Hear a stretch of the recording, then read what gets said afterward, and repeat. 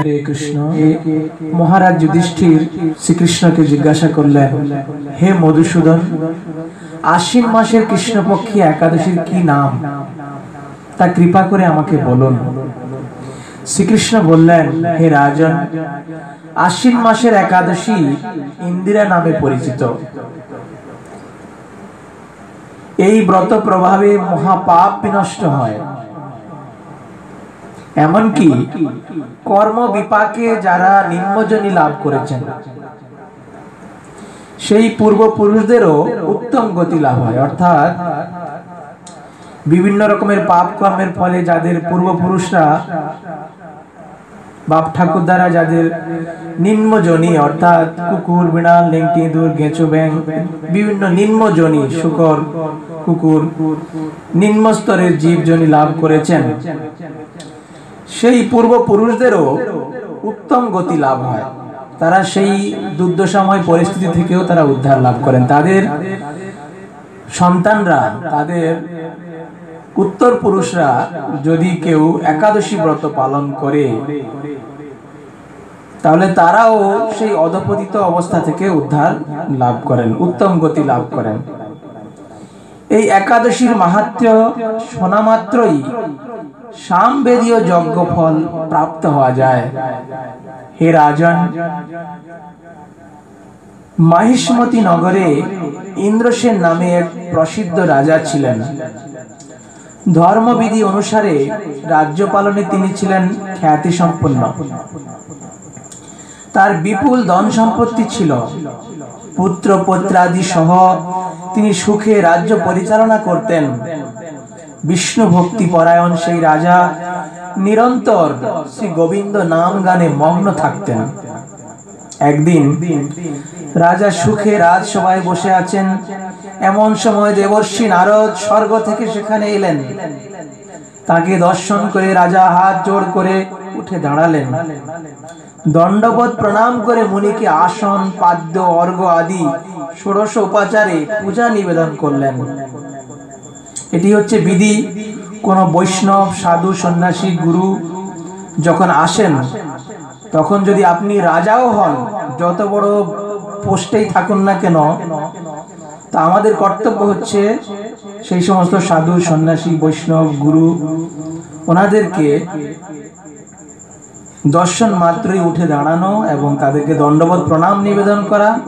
তারপর ওনাদেরকে আসন বসার জন্য আসন প্রদান করা এবং পাদ্য অর্থাৎ পা ধোয়ার জল নিবেদন করা, অর্ঘ্য অর্থাৎ হচ্ছে হাত ধোয়ার জল দেওয়া ইত্যাদি ষোড়শ উপাচার, মানে তারপরে পূজা করা, আরতি নিবেদন করা ওনাদেরকে।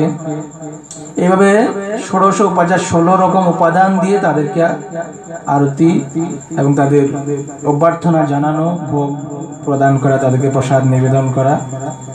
এইভাবে মহারাজ ইন্দ্রসেন কি করলেন, নারদ মুনিকে খুব সুন্দরভাবে যথাবিধি দণ্ডবত প্রণাম নিবেদন করে আসন, পাদ্য, অর্ঘ্য নিবেদন করার পরে ওনাকে ওনার আসার কারণ জানতে চাইলেন। হে মুনিবর, আপনার দর্শন মাত্র আমার যাবতীয় যজ্ঞ ফল লাভ হয়েছে। তো মুনি, সাধু, সন্ন্যাসী এবং বৈষ্ণবদের দর্শন মাত্রই যজ্ঞের ফল লাভ হয়। যজ্ঞ করার জন্য অনেক অর্থ ব্যয় হয়, অনেক ঘি পুড়িয়ে যজ্ঞ করতে হয়। কিন্তু কেউ যদি কোনো বৈষ্ণব দর্শন লাভ করে, কোনো সন্ন্যাসীর দর্শন লাভ করে, তো অনায়াসেই সেই যজ্ঞের ফল লাভ করতে পারে। নরোত্তম দাস ঠাকুর গেয়েছেন যে দর্শনে পবিত্র করো এই তোমার গুণ, গঙ্গার পরশ হইলে পশ্চাতে পাব, দর্শনে পবিত্র কর এই তোমার গুণ। গঙ্গার পরশ হইলে পশ্চাতে পাবন। গঙ্গাকে স্পর্শ করতে হবে, স্পর্শ করার পরে তারপরে পাপ থেকে উদ্ধার লাভ হবে, পাবন।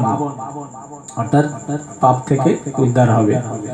কিন্তু দর্শনে পবিত্র করো, গঙ্গাকে কেউ স্পর্শ করলে তারপর পবিত্র হয়, কিন্তু কোন বৈষ্ণবকে দর্শন মাত্রই পবিত্র হয়। দর্শনে পবিত্র করো, এই তোমার গুণ। এখানে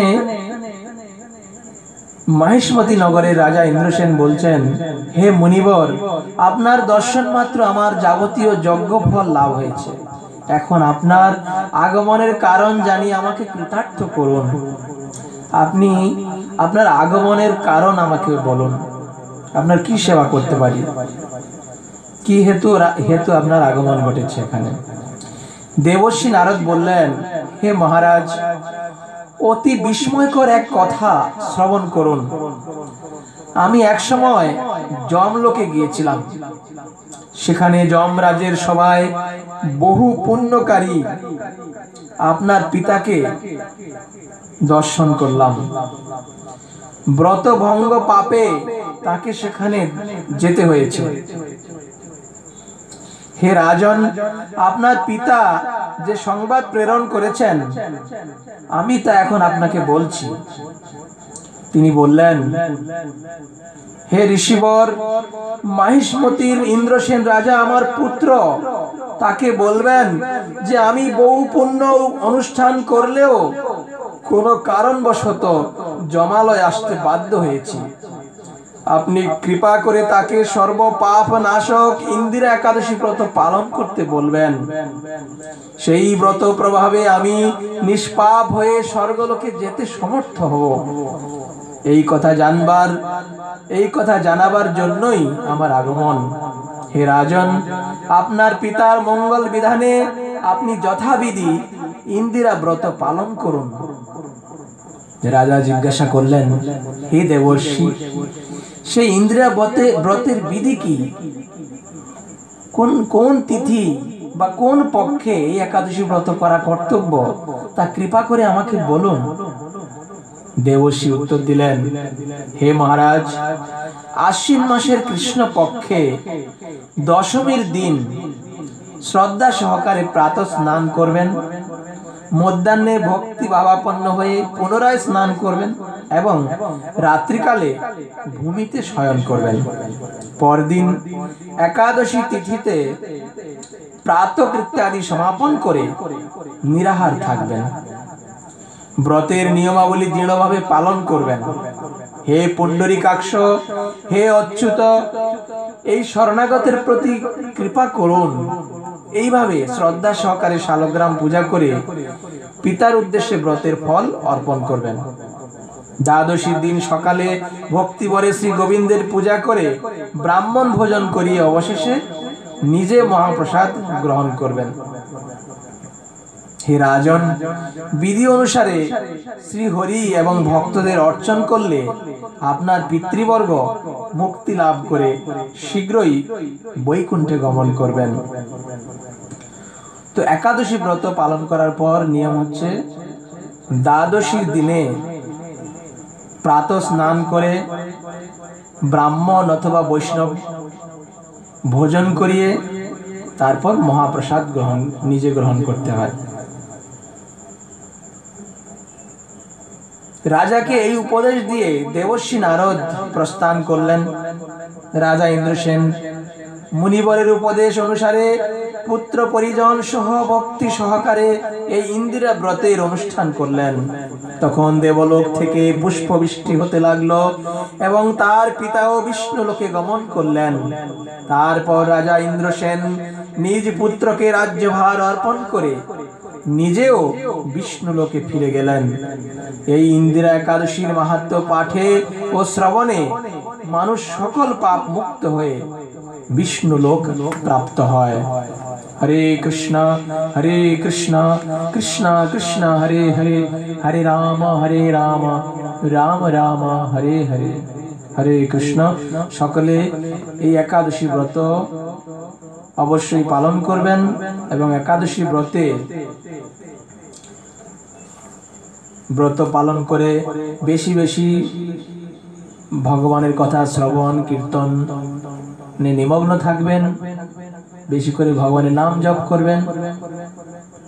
শুধুমাত্র উপবাস করলেই একাদশী ব্রত পালন হয় না। উপবাস করে বেশি করে ভগবানের নাম জপ কীর্তন। উপবাসের আসল অর্থ হচ্ছে যে উপ অর্থাৎ নিকটে, আর বাস হচ্ছে বাস করা, অর্থাৎ ভগবানের নিকটে বাস করা, ভগবত সান্নিধ্যে থাকা, ভগবানের নাম গুণগানে ব্যস্ত থাকা। এটাই হচ্ছে উপবাসের প্রকৃত তাৎপর্য। হরে কৃষ্ণ। জয় শ্রীল প্রভুপাদ কি, শ্রী ইন্দিরা একাদশী ব্রত কি। তাই গৌর প্রেমানন্দে। হরি হরি বল।